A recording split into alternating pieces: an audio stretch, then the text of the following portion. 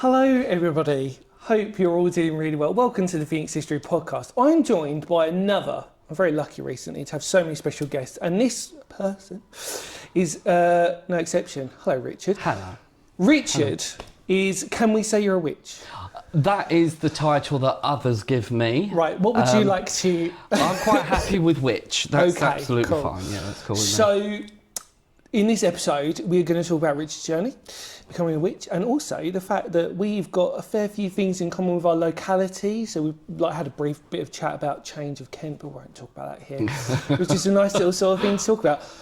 Shout out to Claire as well, who wonderfully got us in contact. If you don't know who Claire is, depending on whenever the episodes come out, she talks about the history of witchcraft in Kent as an episode. So stay tuned for that if it hasn't already come out. And she's the most epic person on this planet. She really is. I don't think that, and I think it'll be the same with R1 today in this episode, I don't think this conversation will do the bigger conversation when this turns off justice. So it's because I don't shut up.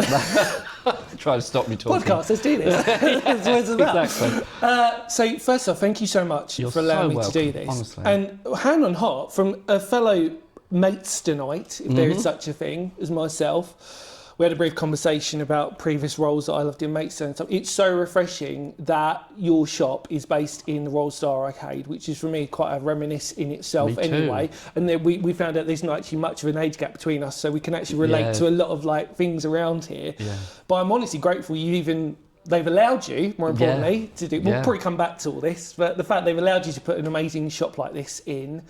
And we will put the links down below for the shop. And really, even though you're very busy, obviously already, but I really encourage all of you to go check it out and come to the shop. Because I think I will definitely, and I'm sure Sophie from everybody out there watching will be a visitor at some point. Just drop in, say hello and nick all your incense. Yeah, I was going to say, there's I lots down there. was going to say. So, Richard, let's start with your story then, if that's okay. So, should we predate before becoming a witch? Let's just sort of say, how do you want to do it? I was born one. There's many different theories about how that comes about. For me, as a child, I was a medium. I never lost my mediumship. Most mediums, we've come to an understanding that we don't gain mediumship, we forget it as children, and then it reignites. I didn't lose it, so I had it as a child. I was encouraged by a teacher at school who was phenomenal. If anyone's watching this who went to school with me, they all know who Ninny is. I thought was an imaginary friend. It wasn't. She was spirit. And yeah, I had a huge amount of encouragement as a child. I was always very flamboyant. I was always into herbs and animals and witchcraft, all the usual films of the kids of the 80s that were interested in. And just thought I was a bit weird. And then I came across a lady who did, it was shamanic dancing and expression, and it just went from there. So making potions with herbs and roses and all sorts as a child was what I did. And then I went on an adventure of a lifetime. I moved out of a flat I was living in Chatham and had to move in with a friend called Natasha. And Natasha was Wiccan. And she went to her covens and she was very staunch in paganism and Wicca. It wasn't for me. Do you know, I had to say, do you know, she always called me boy, stupid boy, and it was such a term of endearment for me. And I would ask questions, and it just wasn't for me. And then I went looking for witchcraft in everything and everyone I could find. You know, I went into covens. That wasn't my bag. I don't do groups very well. I'm very much individual. And searched and searched and searched. And it wasn't until I was 21, me and my mother were sat with my grandmother, who was rather, what could you call Nanny Jones? She was rather stoic. Traditional, very much so. I remember Mum flippantly saying, "Oh, is he into this witchcraft and everything?" And she sort of looked all. She said, "Well, I'm not surprised, Susan. We're witches." Mouth drop, both of us. And what? Well, things happen. Things happen when our families say things. So, of course, went looking for this in the historical record. And came across and sort of spoke to my grandmother and her sister, my great aunt Eileen, about stories in the family. I love history. I especially genealogy, you know. And there was the story that their grandmother, Eliza, had told her child, my great-grandmother, that when her father came to live with her in his old age, he said, I remember what you did for my mother and what she was doing in that attic. I remember. And you killed my mother. They told us this story. Anyway, we looked into family history and we were just looking through everything we could and found that my great-great-great-grandmother, Caroline Brotherwood, on the 7th of March 1899 was casting in the attic of her home in Shields Place, which isn't there anymore. It's sort of where Waterloo Street is. And Thomas came across her, my great-great-great-grandfather. They fought and argued. She was casting magic because he was up the pub with the money. Do you know, this is 1899, different sensibilities, I'm not judging. And they tussled at the top of the stairs. She fell down the stairs, died at the age of 38 of peritonitis. We've got all the court manuscripts and everything. And their daughter Eliza lied on oath. She was 15. Because, of course, when you were arrested, where did your family go? Linton Workhouse. And that was a fate worse than death. So she lied on oath and got him out, but she never let him forget it. It's in my blood.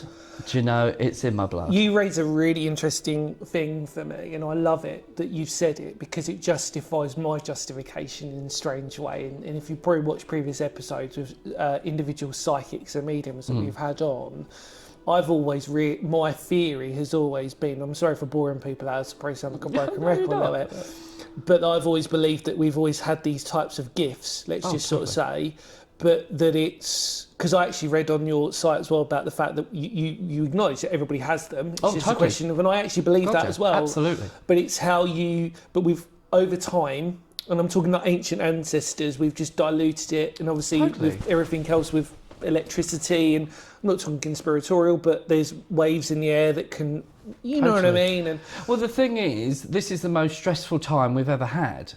Yeah, you're absolutely It's the most abundant time we've ever had. I mean, look at this. I mean, this is sheer abundance. My ancestors, I am their living embodiment of their dream. The fact that I have this abundance. However, when they toiled in the field and worked 12 hours at times, you know, they got to go home, be with their families and sleep. We don't sleep because we've got constant phone calls, there's more cars on the road, it takes longer to get everywhere. So it's actually a more abundant time of living, but a much more stressful time of living. Yeah, I mean, I've even noticed, like, basic things like for me, where I'll turn my mobile phone off at night now. Me I never too. used to, because I was always, you know, in my caring state, I'd always be like, well, I'll leave the phone on just in case, sort of thing. But then the irony was, the older I got, the harder I fell asleep anyway. So even it could have gone off and I still wouldn't have known. But I turn my phone off now, and I've really noticed a massive change in how I sleep. Totally. I still sleep harder, but I still sleep, you know, like, depending on the day. But you're not waiting, are you? No. Yeah, exactly. And it is a genuine process of, I know now, there's a slight anxiety that I have, obviously, the moment you turn on your phone, because it's just like, oh, okay, what have I missed out? Okay. Yeah. But that was the first proof to me that I was just like, oh, okay, there is a definitive change. And it wasn't like a sort of, like a placebo type of effect. It was a genuine kind of like, no, actually, I feel better. Wouldn't say I feel 100% when I wake up, but there is a noticeable difference. Exactly. And you hear now from me with that, and it's so refreshing you saying that, because I think that, you know, I always deny my spirituality quite a lot, but I don't know whether I deny it or I'm a bit afraid, maybe a little bit. Do you know what I mean? Some people... Society teaches us fear. Yeah, do you know that we get it. Do you know? We get sort of shouted at because we're not pagan enough. We get shouted at because we're not Christian enough. We get shouted at because we allow everything. 100%. Every faith system, from literally, I mean, teaching-wise, I have Hindus, I have those who Islam, a devout Catholic, nominee patri spiritual. Every single spell she does, she will cast that upon. So we don't, it's not like it's for one person. It can be absolutely anything, in any which way the gift comes. I think it's about, like you said, opening up to it and making it receptive. But the fact that you have that is remarkable, really, and that you knew that that there was a instinctual nature. Oh, it was obsessive. It was obsessive as a child. And did it feel? Was there a beautiful justification when that came through? Like, you know, when you started hearing about your family and you're like, I get it a bit now. Mean, do you know what I mean? That was when I was 21. Yeah. And then up to then I was searching. Yeah. From there on out, I didn't have children for that reason. It wasn't a choice because of my sexuality, because gay people didn't tend to have children back in the noughties. It was literally because I had to do this. It was a pull. I appreciate that. It wasn't until a couple of years after that I went to meet the ancestors, not mine, the ancestors.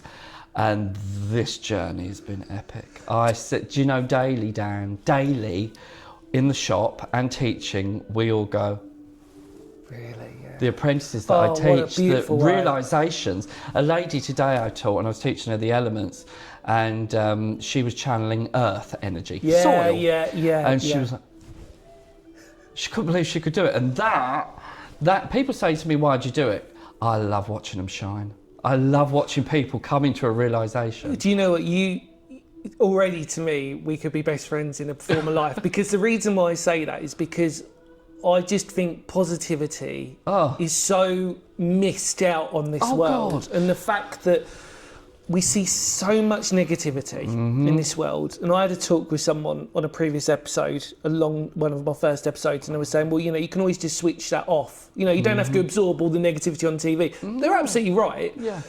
But it's the fact that it'd be nice if there was more positivity out there in the first place. You know what I mean? Like, it's almost like there's none on social media or anything in the first place. So I teach 28 volumes of witchcraft, and there's also, and it's not all in there because I can't fit it all in. And people say, what is the most interesting? What's the most powerful? What's the most alive magic there is? Do you know what it is? Hope. Yeah. Hope. I can get that. I can get that. Do you know, totally people come into the shop and they're lost and they're frightened and they don't know what to do. And we create different candles and we cast upon them with magi inscriptions. Yeah. And I do it a lot. I give too much away. I keep getting told off. And a lady, for instance, she came into the shop a little while ago with her daughter, and her daughter had her kidneys were failing, and she was having to go for an operation. She was lost, so I went and got a hope candle. And I went up to her, I said, I hear you're having some trouble. She said, yes. I said, I want to give you this. She said, what is it? And I said, hope. And she just welled up and threw her arms around me. That is the problem. We've stopped giving each other hope. We've stopped saying, look, I'll tell you, we were just discussing our ages earlier. Yeah. I'm not going to mention yours. That's okay. No, we can. I turned 45 on Friday, and I'm so grateful. I'm here for 45 years. I think I looked it up, it's 16,445 days on Earth. That is incredible. That is amazing. And the thing is that every day is a gift. Every day, and look, things come up. I'm not constantly, I'm living in a positive, hopeful life. Of course I'm not. No. But it is it's the best you make of it. Yeah, I think for me, like my reason why, partially why I still do this channel exploring, is because I just genuinely always believe you only live once. You know what I mean? Once in this world life, or whatever, this life, That's right. This is, and I just would rather just sort of, you know, we talked outside, obviously, the fact that I'm a creative soul. So naturally being creative, our mindset isn't tuned to riches and money and wealth. No, you can't help it. No, exactly. Yeah. It's just due to the fact of we've got so much. I think creative people have a lot to offer other people. Yes. Yeah. And I think it's trying to tune into that. And me and Sophie, especially, we genuinely, you know, I don't want to speak for Sophie on her behalf, but she'll appreciate that she works quite a solid 9-to-5 job, so that when we go out exploring for her, it's a big release. You know what I mean? Just going out, getting into nature or whatever. And we've not only got that, we've got a purpose to do it. So we're on a bit of a mission. Yeah. We sort of go, we'll find this abandoned church, or we'll find this fort, or whatever. And it's just like,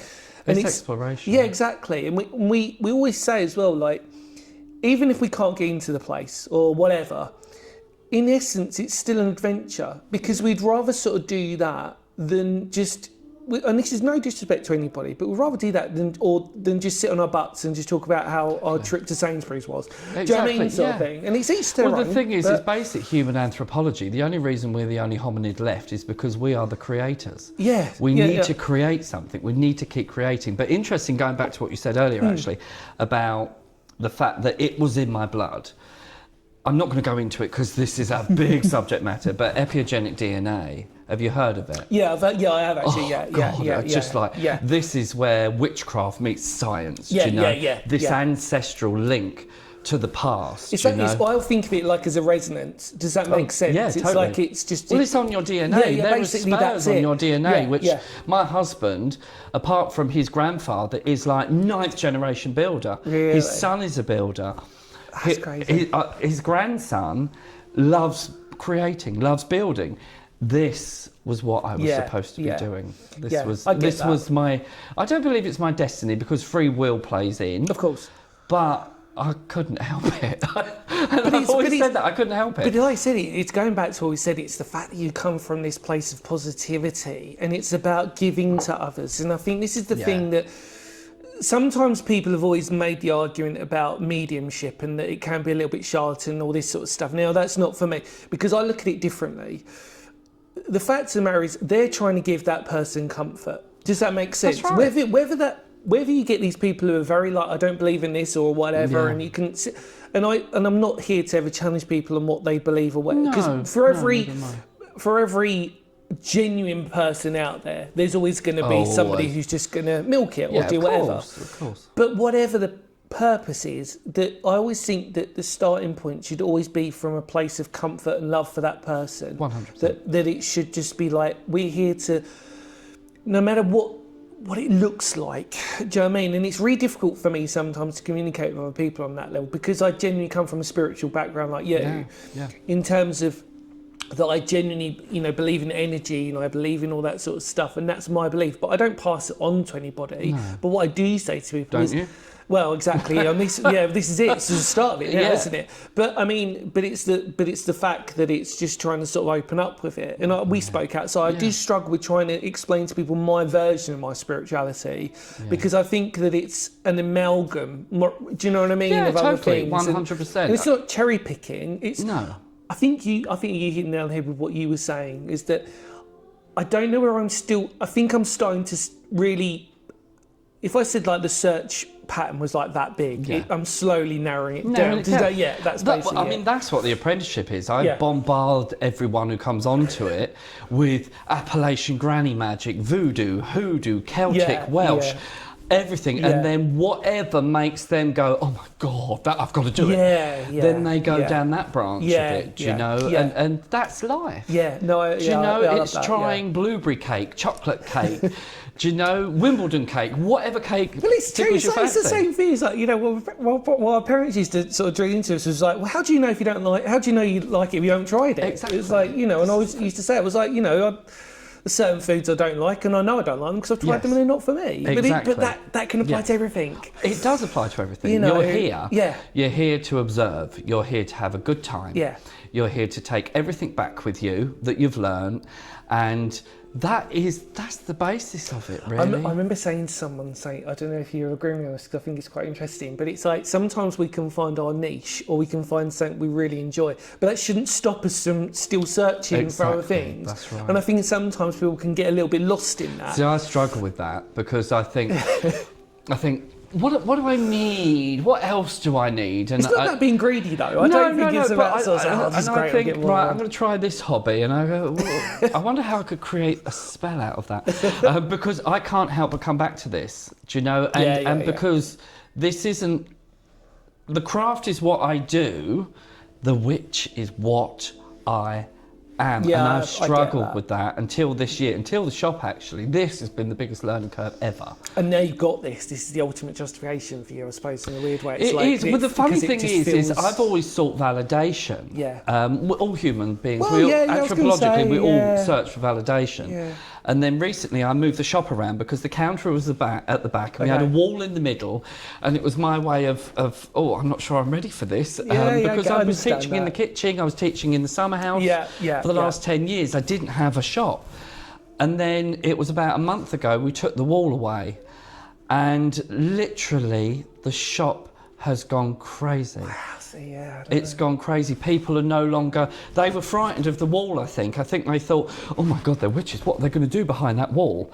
Nothing. But I think it's testament to you, and I think this is probably where I'd like to sort of like arc this around actually in a beautiful way, is that I think it's testament to you because you genuinely have a really loving presence about you. And the moment we've met already, there's a wonderful connection. And I think actually, when I can imagine people coming in here, and if they see you, You are not the archetypal witch. No, we'll see in that. a traditional. I want to talk about this. We want to sort of go down, really. And I hate to be stereotypical on it, but I think this is for people to understand. No, but it's important. It is so important that when I first opened the shop, nowhere, you research it, it says on the apprenticeship, traditional witchcraft apprenticeship. That's what sells it. But on the front of the shop, it says Grimhilda's Kitchen, an emporium of folk curiosities. Yeah.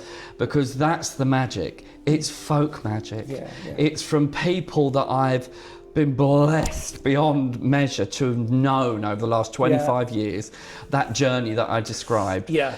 And I compiled it with permission, and my magic and the joint magic. And it's all about being curious. Yeah. It's all about what's in Dan's magical DNA. Do you know? And it's pulling that out. But yeah, when I opened the shop, there was no one putting witch on the front of the building. Occasionally, we do get heckled through the door every now and again. Welcome to Maidstone. Well, the thing is, it's something different, you know? But the one thing that we do not do is dress in medieval clothes. I do have a robe. It's for dressing up. There is no archetype, do you know? So let's elaborate on that. Is that I suppose the traditional look of a witch would be that it would be steeped in a sort of paganistic type of look and vibe. And I think and I'm not a Christian. No, I'm not a pagan. If you pinned me down and said, Richard, you tell me what religion I am, it's one that not many people have actually heard of. They have, but they never heard it in one word. It's called animism. Okay. And it is what the native indigenous America. Okay. The Aboriginal people. Yeah. It's believing that everything has an energy and that energy affects each other. Yeah. Nothing is destroyed. Nothing is created. It is just changed. And that's what a witch is. I'll take lavender and I'll take the energy of lavender and I don't have to intake it. And I will change that energy of lavender into calming something, calming a situation. And it's just transference of energy, that's all it is. And some people, like me, and many of us, have that ability to be able to do that. Are you surprised when you get people come in and the success that you've obviously now had, which I'm thoroughly a number one fan of that for you and for this place? Because coming from being a Maidstoneite myself and growing up in this area since I was a kid, I've always felt like Maidstone's never really had its connection with that necessarily. We've had a few things. I mean, the thing is that there's always been many shops in Maidstone, and they've all swapped and changed. There's sort of hippie shops, especially in the Royal Arcade where we are. There's always been a place for change. There's been crystal shops. We had Merchant Chandler. We've had some lovely things. But there's never been anywhere for everyone. No, I totally agree with you on that. And it's all under the pointy witchy hat of witchcraft. Yeah. But it's not one thing. It's anything. We sell crucifixes down to pentagrams, down to Appalachian granny magic, penny pockets and But not only that, it's the beautifulness of the shop in the fact that if you are curious, you can ask someone. Oh, God. Do you know what I mean? And that's the thing, unfortunately, that modern days doesn't really give us, does it? I had a customer a couple of weeks ago. She came in and she said, I love your shop. I said, oh, thank you. She said, it's an adventure. She said, because it's like a museum. You're not just selling a Rose of Jericho. Yeah. There is where the Rose of Jericho comes from, how you use it, how it can bring healing into your life. I am not flogging crisps here. No. Do you know? It's you've got to explain. And if at the times when the shop's very busy, which it does get, you can't explain, there's those wonderful little things explaining what a coffin nail cross does. It's not going to kill you. It's not got hateful energy in it. I think and I think what it's called is authenticity. It's that's authentic. A really great way of saying it, because I genuinely feel like growing up, like I won't name certain towns, but they had certain spiritual shops, and when you walked into them, they felt quite distant anyway. Yes, that's right. They're making money. Yeah, basically, you sort of just go in there, and then when you go to certain counties, as we've probably spoken, in their sort of spiritual shops, they sort of play a little bit more on the idea of, do you know what I'm trying to say? Yeah, I mean, the thing is, the one thing that we maintain here is that everyone who works here on a voluntary basis, including me, Dan. Really? I don't get paid. No one here gets paid.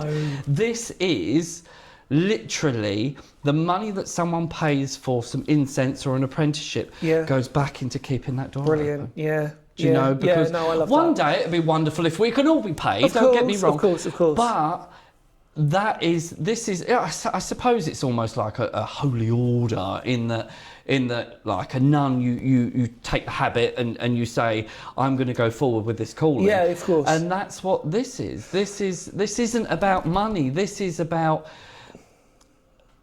It's providing a source of wellness in a modern world where we've spoken already about in a sort of modern world where we've sort of lost our roots a little bit for most of us, and 99% of people out there have lost their, me included, through growing up, and like I said, I think it's a generational thing that we might have been the sort of a certain generation where we're probably within our age range, which isn't much, by the way, I said so.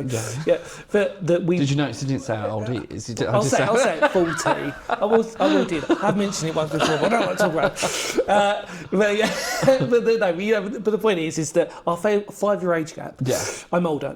No. Is that, like, you know, we grew up in a generation where alternative culture was starting to come out, but you had the opposite of that as well, where there was like an anti-culture of that. God, definitely. And I think that kids these days, I'm not necessarily sure their individualistic nature, they don't necessarily, let's just say they don't wear it as much. Does that make sense? No, well, they don't need to, I suppose. You're probably we right. paved the way. Yeah. I mean, one thing that became very apparent early on here is that I am, and it's people are sick of me saying it, I'm sick of saying it to people. A lot of the days, some of the days in the week, the shop is closed. We're actually open 7 days a week. I am a teacher with a shop, not a shopkeeper that teaches. Yeah, I like that. And this space that we're in right now is upstairs. It's not down in the shop, because I've been a teacher for 10 years and that's where my journey is. And I love that.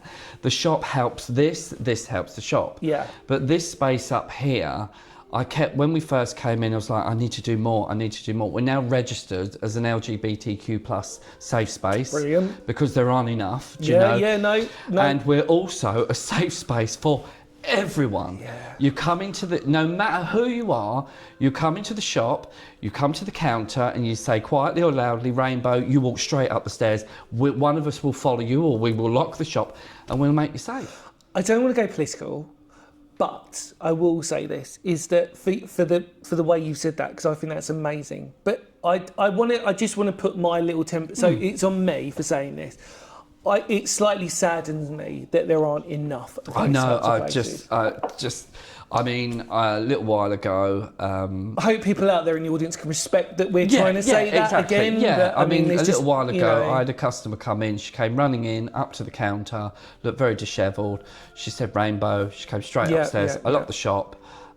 She had been followed by a group of lads. She said, can you phone my dad? I phoned her dad. He came in, and she was 17 going through transition. Right. And the dad came in and he was welling up and everything. He said, thank you for protecting my little girl.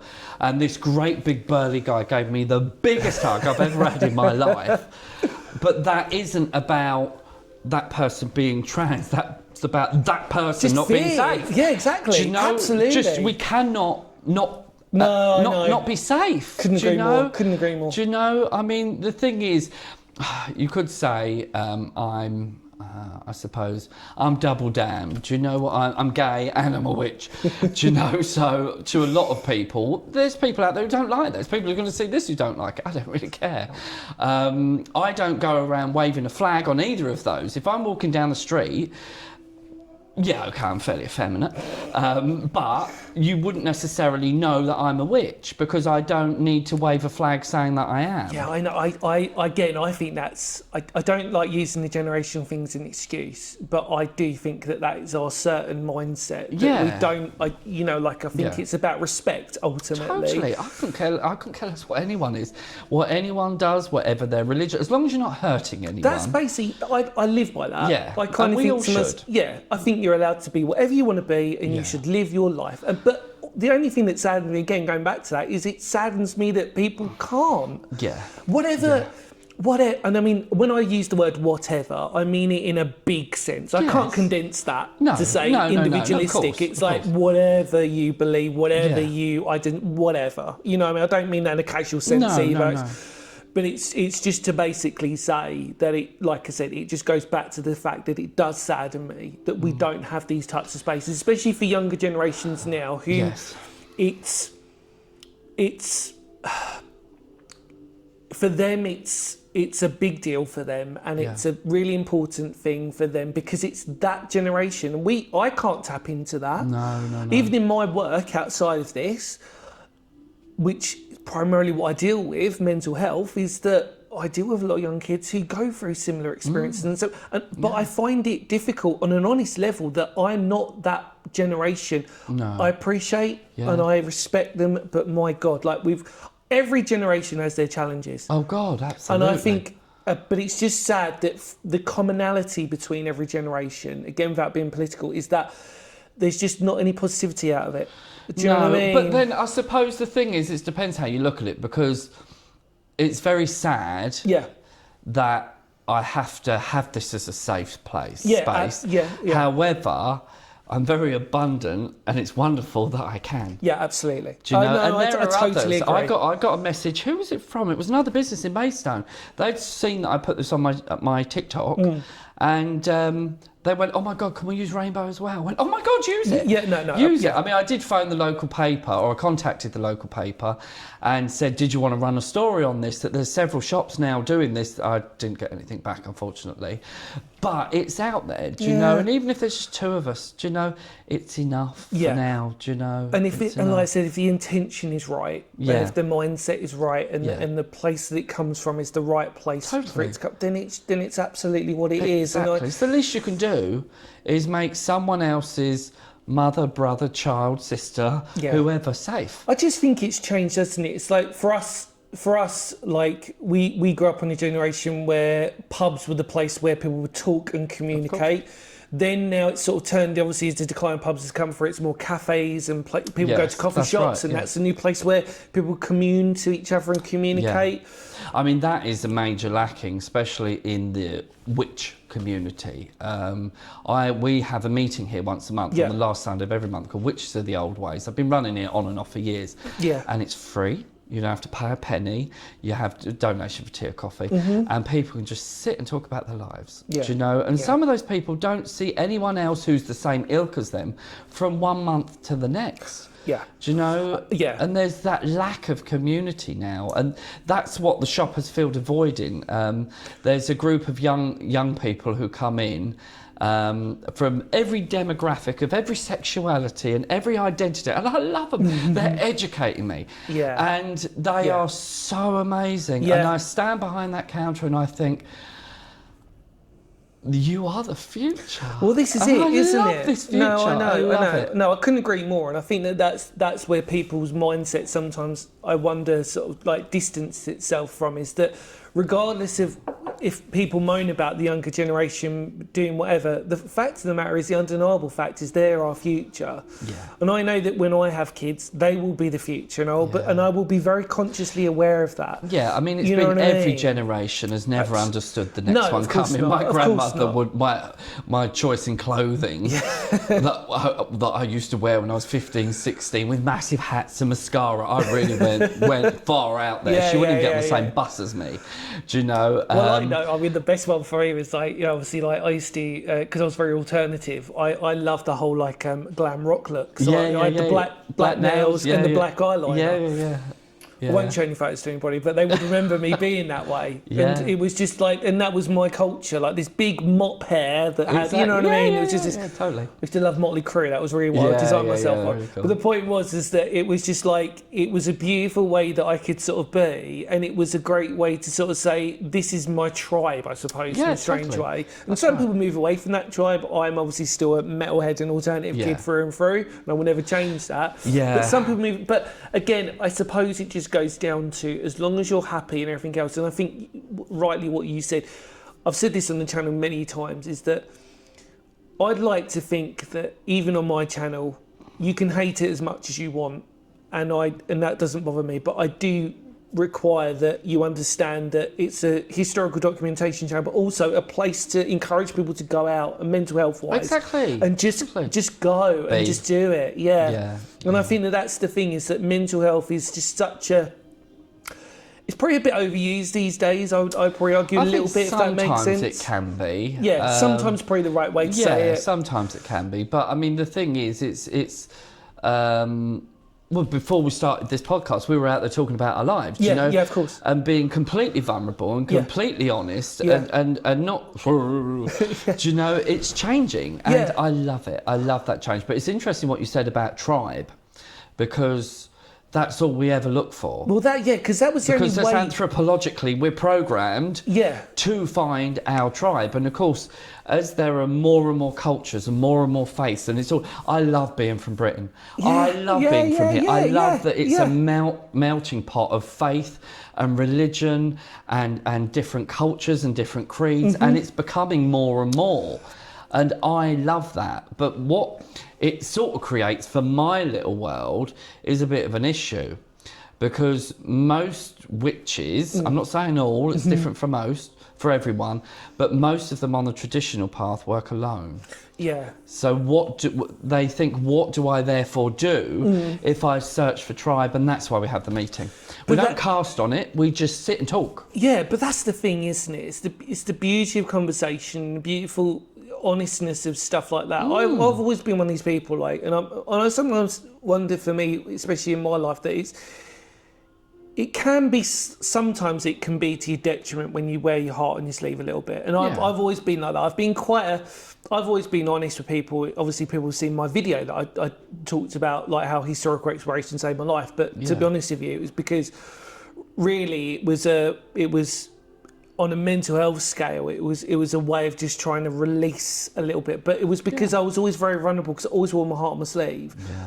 And I knew that, and I still know now, because people still tell me, I don't know why, but I'm just one of these people, I can display my emotions without realising it. Yes. Somebody will turn around to me and go, God, you're really sad. And I'll be like, oh God, do you know what I mean? Like, oh God, like, I can literally kill a room. Yeah, literally, you know what I mean? Like, and I is, desperately think I'm masking it. Do you know what I mean? But I'm like, oh crap. You know, like, oh God, you know. I'm with you there. It's really difficult. And like you obviously spoke about, previous work being a performer. Yes, yeah. And it's the same as well, being a former musician, is that you can...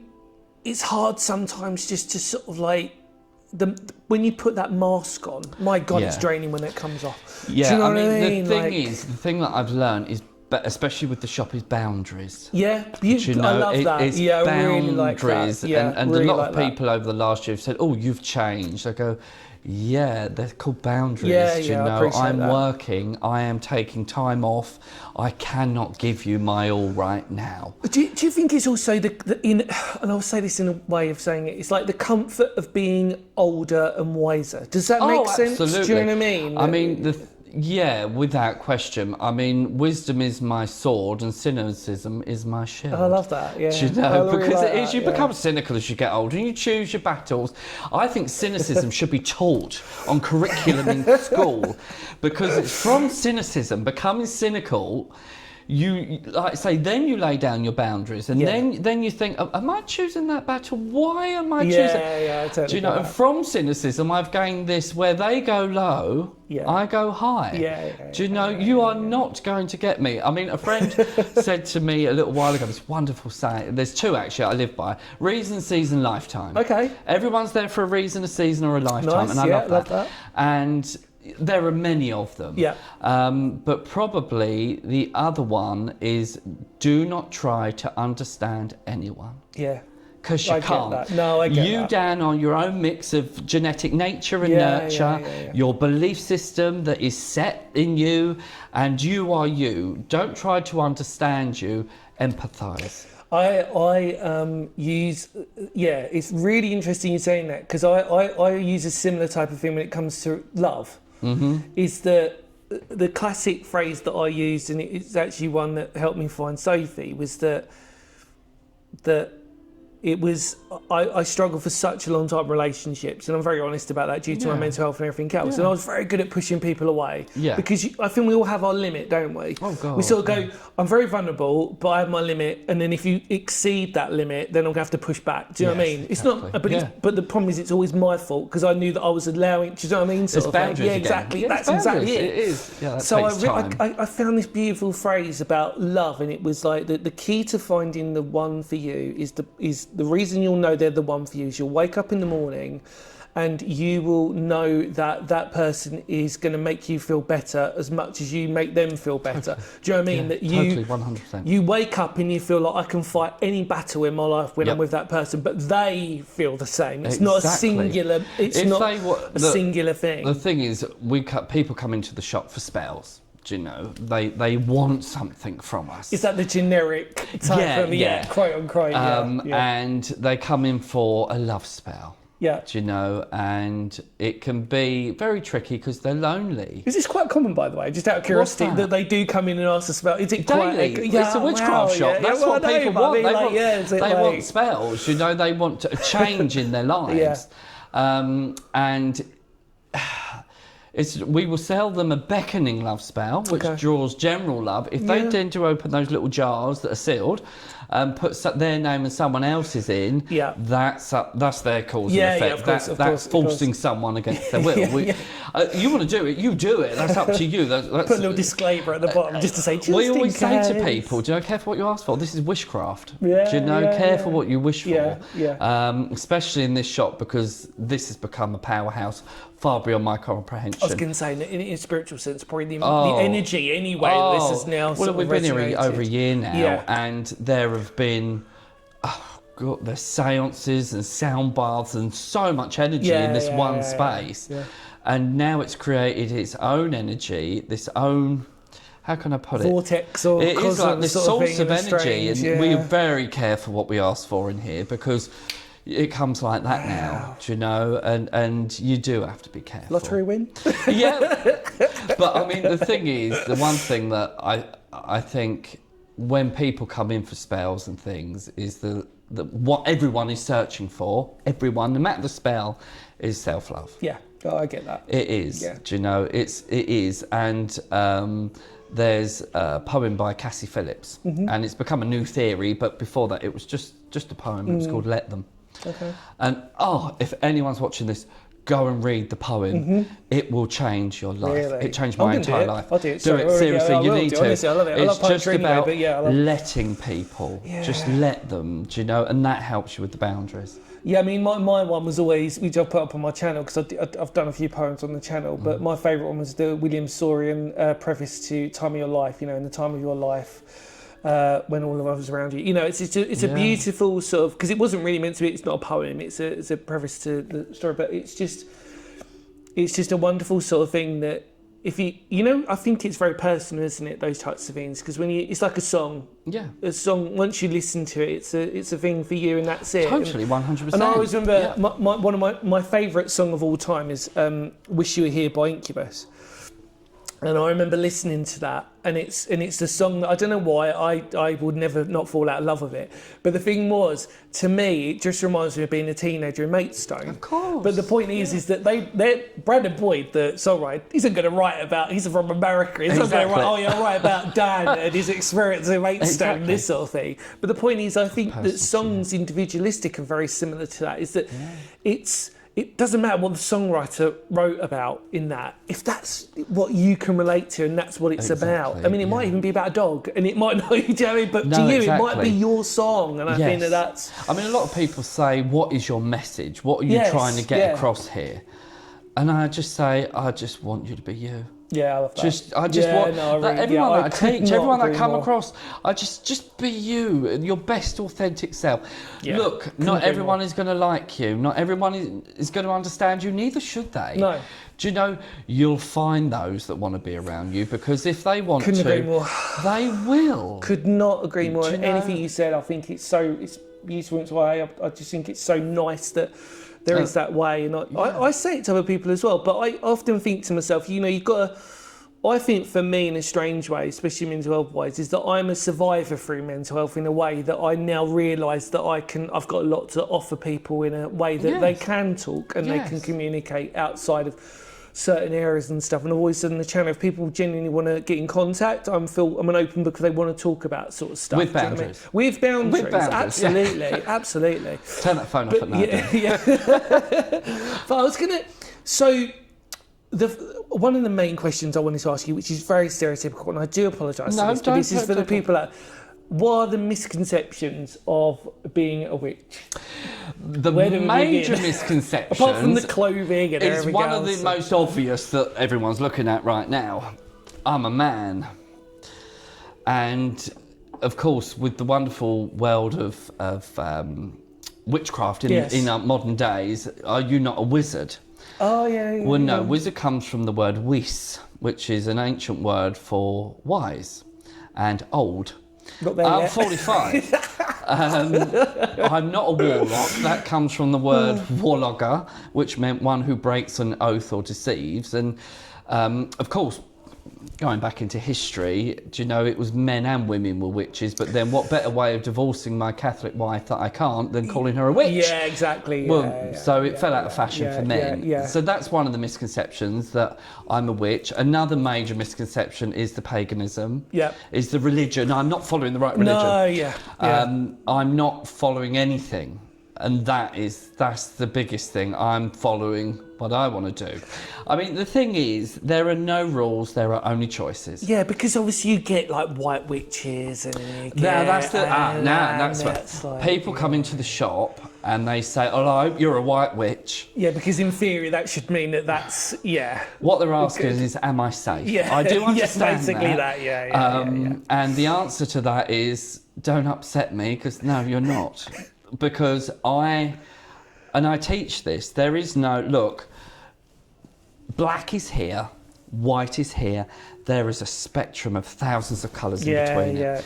And most of us would say, I would never want to harm anyone. Yeah. However, someone is coming at Sophie with a knife, are you going to put it down and go, oh, go ahead? Yeah, no, exactly, absolutely. You're going to go. Absolutely. You're going to protect your tribe at any cost. So you might do that physically, but you might do that with witchcraft. So, and what I normally say is, when it's customary, I look at them, I go, I don't see any wings on your back. Do you know, life is too complex. People are too complex. Personalities are too rich to be dark or light. Is it a strong statement to say, like, you know, that great, beautiful thing they say about superheroes, with great power comes great responsibility? Totally. Is it and really that is like what, that is literally what I teach, do you know? I mean, from the first volume, which is Ancestral Veneration, right the way to the let's say volume 7 on the furtherance, I teach people bewitching and malediction. Right. I teach them how to curse. Yeah. I do not encourage them how to do that. However, if you don't know how the soup is made, you don't know how to make it. Yeah, I appreciate that. And vice versa. I really do appreciate that. Because people out there will, and especially now, it was different going back into the early noughties when you had dial-up and you didn't have the internet on your massive great big phone. Exactly. But now people can get their hands on some pretty dark stuff out there. It's all on PDFs and all sorts. And it's free. And if you don't know how dark you can go as an individual as well, it can trip you up. Yeah. It can really trip you up. Yeah, I can imagine. It's wonderful to think that harm ye none, do what you will. Anyone who can live by that, they are an amazing person, much more evolved than I am. But I am a human being. I am primordially the same as we've always been. It's just with different societal things, different religions, Catholicism coming in, taming us. Do you know? And it did tame us. Thou shalt not kill. Thou shalt not. Thou shalt not. I'm not saying it's all good, because it bloody wasn't. Excuse me for swearing. That's all right. It wasn't. But for the most part, I suppose I live by those Christian edicts. I do, in that I don't want to hurt anyone. Yeah, do you know? Absolutely. But yeah, that's one of the misconceptions. That's the biggest misconception. Yeah. Definitely. And obviously what I wear. Do you know, today I'm sporting a jacket and a t-shirt that I bought in the high street. Trendiest witch ever. Modern up to date. Exactly, because the thing is, people always say, you see down at Stonehenge at the solstice, it's everyone in beautiful robes and everything. And I always think, were there no witches in the 1920s when there were flappers? Why are they not dressed as flappers at Stonehenge? Yeah, why are they not dressed for their... Yeah, I know. It's because it's what is expected, do you know? Yeah. That's the showman, though, isn't it? In a way, it's like it's a sort of strange way to sort of... Totally. Highlight people's amateurishness. That's right. How they don't understand. So this is the generic look. This is what it is. Just as a ground line. I'm safe. Yeah. I'm safe. You're right. You are right I, on that. a long time ago, became safe in my craft in that I knew no one was going to tell me what to do. And oh my God, Dan, I've been in situations that are just between me and my ancestors. I'm never talking about them to find my craft, you know. I appreciate that. And I am totally 100% safe in it. So I don't need to proselytise. I don't need to tell anyone what to believe. I don't need to fit into any category whatsoever. I'm Richard.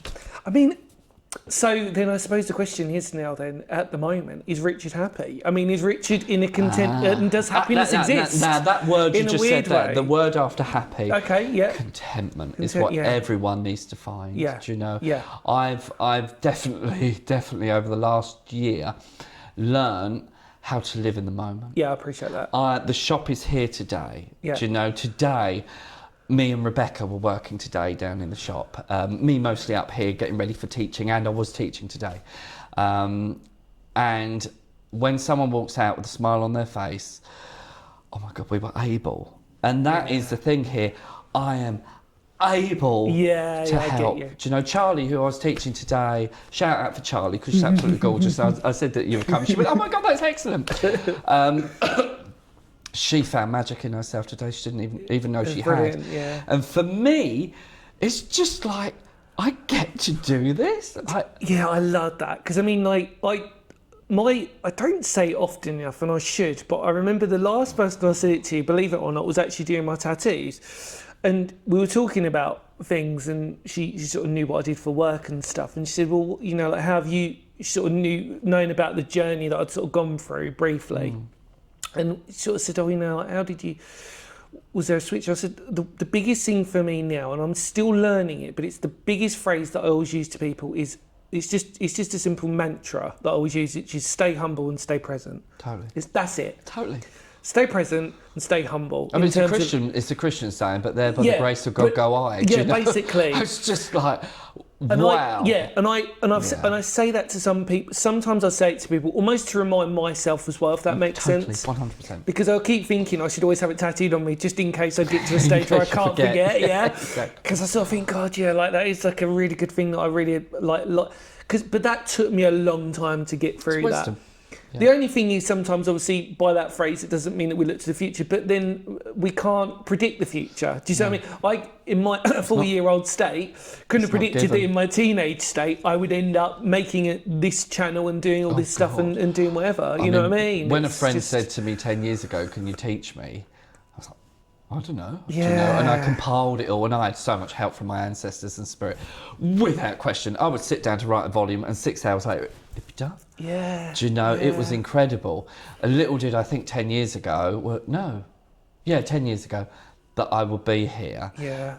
In the Royal Star Arcade. I know. Do you know, the Star Hotel, my great-great-great-grandmother Caroline would have walked past this. That's crazy. Do you know, isn't that just... I go and visit my ancestors because basically how it goes is me, Susan, Joan, Bess, Eliza, Caroline, Marianne, Ellen, Ellen died in 1865 and she's buried at Sutton Road Cemetery, and I go and visit them once a month. I drive past it every day and people in the car notice me going, waving to them. And I go to Caroline's grave quite often because she was the last, and I'm the most recent that's done this, who's cast. And I will go to her grave and I lay some flowers down, and I want her plot. I'm going to be buying her plot because I want to go in on top of her. Okay, oh nice.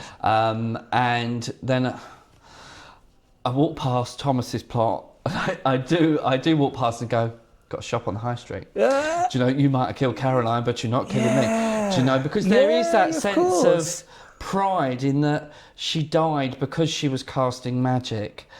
I am born into this body that just couldn't help it. Yeah, I get that. And I'm here, Caroline. I'm here. Yeah. Even if I close tomorrow, I've been here. Yeah, Do you know? I love that. And I love, it's like Bank Street. I walk up and down there and I walk in the footsteps of my ancestors. And that is humility. That is, I'm here. I don't know whether it's about Maidstone, but for me there is something about it that I haven't been into town in a very long time. And the reason why I don't is because I almost feel like Maidstone for me, before Fremlin's opened up, was such a time capsule of joyousness for me.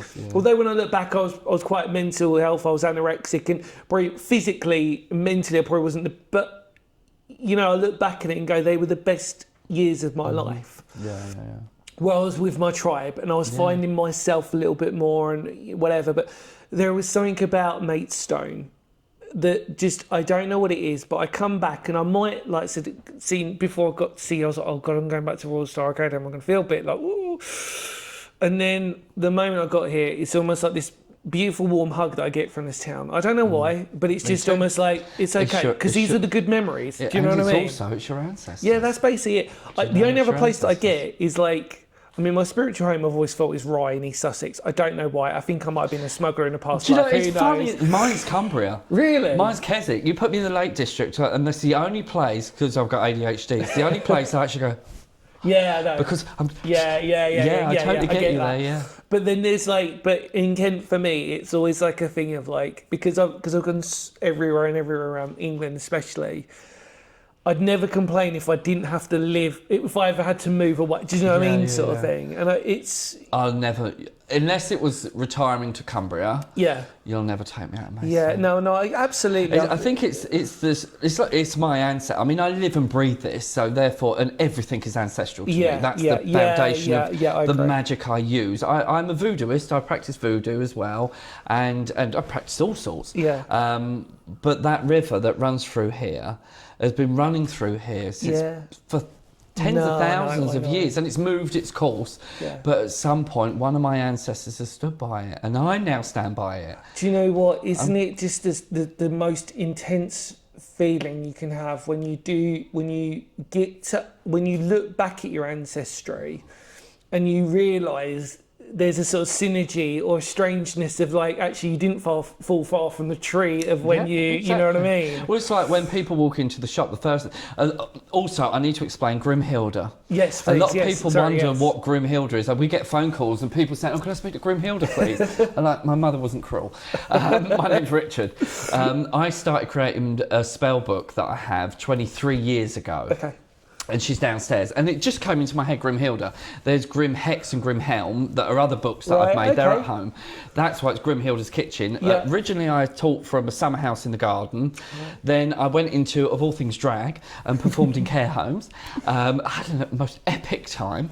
And then I bet that could actually be, that might be for another thing, because that's quite interesting. It was epic. You tried performing to a room full of combined 1,000 years worth of knowledge. Do you know, it was epic in a wig. It was crazy. And then I went back to it and it was in the kitchen. So I thought, well, what am I going to call it? I thought, well, Grimhilda is my story, my spell, but my grimoire. Yeah. So Grimhilda's Kitchen. So that's why Grimhilda's Kitchen is there. We do occasionally, we get phone calls asking whether we're stocking the latest air fryer, and I tend to say, well, I can sell you a cast iron cauldron, but not an air fryer, do you know? But that's the whole Grimhilda's Kitchen. To politely, slowly wrap up, just because I find this, we could chat. We will probably do a second podcast. I'm going to make Richard. You don't have to make me talk, honestly. We'll do a second episode. What are your aspirations and hopes moving forward with this, or is that quite a loaded question? I don't want to not at all. We are open today. Yeah. Obviously, I've got a lease. Do you know what I mean? We've got a lease here, and we hope to fulfil it and exceed it. Yeah. But it's just to keep on helping. Yeah, of course. And it does. I know it sounds really wishy-washy and love and light, and I'm not part of the love and light brigade. Let me tell you.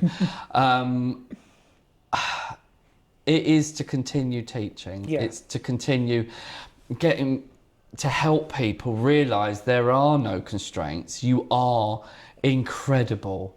Do you know, Wow, yeah. one last thing, I'm just going to babble this out because I can't help go saying on, this. No, you've got to go. Dan, go do you know how many ancestors on average it took over the 10 generations to bring you here? Go on. It's something like 4,995 people in 10 generations for you. So if you think about evolution, if you want to go down that road, from a little primordial soup to a fish to this to an ape to a monkey and blah blah, you alone are the culmination of that. I know, it's beautiful, isn't it? It's I know. I totally each individual agree. person has their own journey from stardust to now. How powerful are you?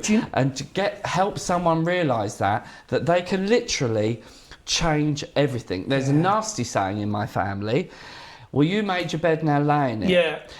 Understanding you made the bed means that you can burn the bed, change the bed, remake the bed, never sleep in it again. Absolutely. And that's my hope for the future here, is that we can continue doing that. I really mean this on a... I genuinely mean this, and I'm not just saying this. You are one of the most incredible people I've met on this podcast. No, I really mean it because you prescribe to everything that I think is everything that should be right in the world. Does that make sense? An open forum, an open boundary, no discrimination, no nothing. And I just think that it's, like we said before, don't want to go political, but it's sad that there aren't enough spaces like this. Yeah. And I think it doesn't matter what your journey is, you're still on that journey, like you've rightly said. And I think that every mistake we make is a learning curve. I think sometimes as humans we sometimes neglect the fact that we don't learn.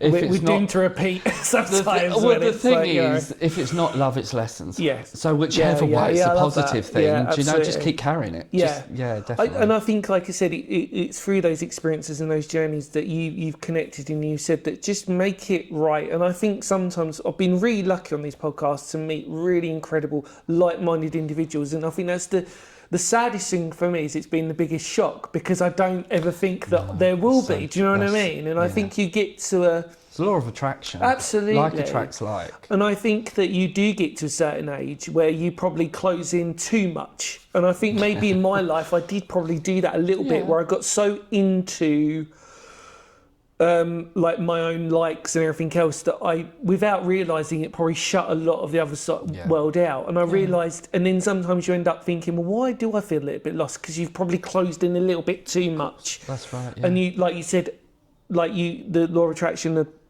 you just sort of miss out, and you just sort of want to take that on board a little bit. Yeah, I mean, the thing is, it's like I said earlier, wisdom is my sword, cynicism is my shield. But the one thing about a sword and a shield, they can be held like that. Yeah. Or you can open it. Absolutely. Do you know? So you've got that boundary, you've got that foundation, but you can go and be changeable. Do you feel like, be changeable. Just before we end, I'm just curious, would you ever feel like writing a book or something of like this, you know, I could imagine that... Well, I did. It's called Grimhilda. Yeah. The thing is, I've had book companies approach me before to write.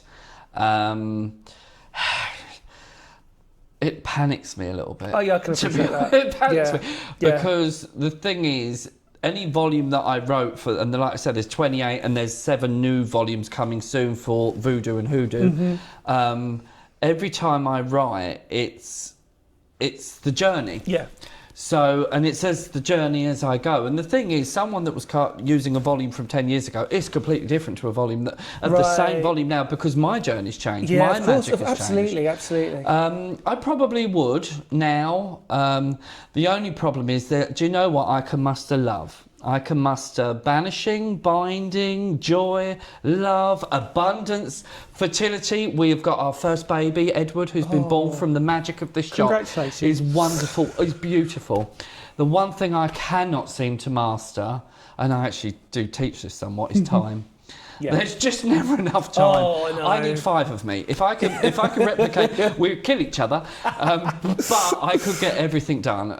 Hopefully, at one point, I will write. I've always had a dream of writing a book about my ancestors. Lovely. Caroline's journey, her mother's journey, so and blah blah. But hopefully, one day. To end on, thank you from the bottom of my heart for doing this. Honestly, my pleasure. Thank you.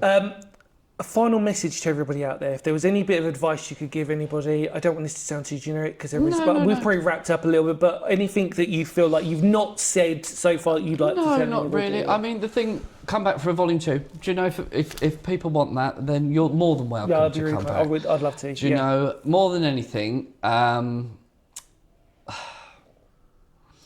it's just free will. Yeah. Live. Yeah. Do you know, be as kind as you can possibly be, even in the face of adversity. And believe you me, we are being witch hunted all the time. Do you know, there's always someone ready to attack. There's always someone. But don't focus on those. Focus on the bloody wonderful people that are out there, because there are so many beautiful, kind people. Do you know, and just let that, focus on that. Do you know? Thank you so much, mate. You're What a so beautiful welcome. message. Thank you so much to everybody else Thank you watching. all. Richard, thank you. Feel free to check out all the links below for Thank Richard you. and come visit the shop if you're local, because I know, like I said before, we'll definitely be in here a couple of times, I'm sure, just to get our incense fix and all this sort of Absolutely. stuff for everything else. Thank you so much. Thank Richard. you. You're Pleasure. so welcome. Thank you. Take care, everybody. Much Thank you love all. to all of you out there. Thank you, Richard. See you later, everybody. Cheerio. Bye. Bye.